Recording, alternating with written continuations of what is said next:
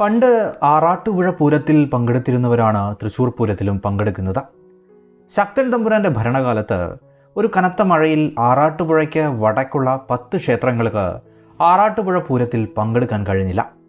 അവരെ അതിൻ്റെ ഭാഗമായി പലരും കളിയാക്കിയതോടെ ഇനി പൂരത്തിൽ കൂടില്ല എന്നും തീരുമാനിക്കപ്പെട്ടു. ആ സമയം ശക്തൻ തമ്പുരാൻ അവരെ തേക്കിൻകാട്ടിലെ പുതിയ പൂരം കൂടാൻ ക്ഷണിക്കുകയുണ്ടായി.